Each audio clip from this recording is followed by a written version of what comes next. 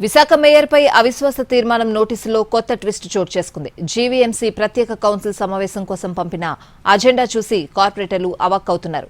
అవిశ్వాసంపై voting కోసం కాకుండా తీర్మానం కోసం సమావేశం పెట్టినట్లు నోటీసులో ఉంది. దీంతో వైసీపీ కార్పొరేటర్లు అభ్యంతరం వ్యక్తం చేశారు.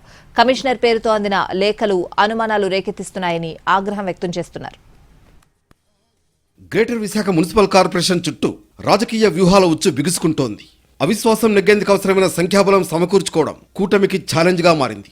అటు వైసీపీ ఇటు టీడీపీ కొద్ది రోజులుగా పోటాపోటీ క్యాంపులు నడుపుతుండగా విదేశాలకు తరలింపు చర్యలు మొదలయ్యాయి. దీంతో ప్రతి పరిణామాన్ని నిశితంగా పరిశీలిస్తున్నాయి రాజకీయ పార్టీలు. తాజాగా గ్రేటర్ విశాఖ అధికారులు ఇచ్చిన ట్విస్ట్ చర్చకు దారితీయడంతో పాటు అనుమానాలు రేకెత్తిస్తున్నాయి. జీవీఎంసీ మేయర్ హరివెంకట కుమారిపై టీడీపీ జనసేన ఇచ్చిన అవిశ్వాసం నోటీసులపై చర్చించడానికి ఈ నెల 19న ప్రత్యేక సమావేశం నిర్వహించనున్నారు. ఈ సమావేశానికి హాజరు కావాలంటూ కార్పొరేటర్లకు నోటీసులు అందాయి.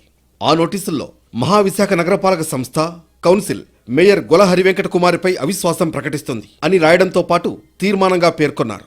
మేయర్పై అవిశ్వాసం ప్రకటిస్తే ఆ అంశంపై చర్చ అని మాత్రమే పేర్కొనాల్సి ఉండగా నేరుగా తీర్మానం అంటూ ముద్రించడంపై వైసీపీ ఆగ్రహం వ్యక్తం చేస్తోంది. ప్రత్యేక సమావేశానికి 74 మంది కార్పొరేటర్లు హాజరై వారి అభిప్రాయాన్ని మేయర్కు వ్యతిరేకంగా చెబితే అప్పుడు కలెక్టర్ ప్రత్యేకాధికారి హోదాలో తీర్మానం చేయాల్సి ఉంటుంది. అప్పటి వరకు మేయర్పై అవిశ్వాస ప్రతిపాదనపై చర్చనీయాంశంగా మాత్రమే నోటీసులో పేర్కొనాలి. దీనిపై వైసీపీ తీవ్ర అభ్యంతరం వ్యక్తం చేసింది.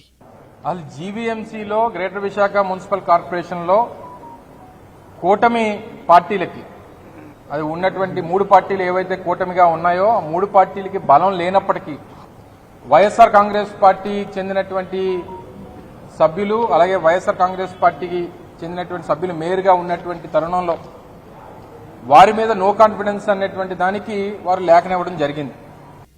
ఇక్కడే మరో ట్విస్ట్ ఉంది. ఎజెండా కాపీతో అవిశ్వాసం కోసం సంతకాలు పెట్టిన వాళ్ల జాబితా అటాచ్ చేశామని జీవీఎంసీ నుంచి కార్పొరేటర్లకు సమాచారం వచ్చింది. కానీ వాస్తవంగా అటువంటి డీటెయిల్స్ ఏవీ తమకు చేరలేదని కార్పొరేటర్లు చెబుతున్నారు.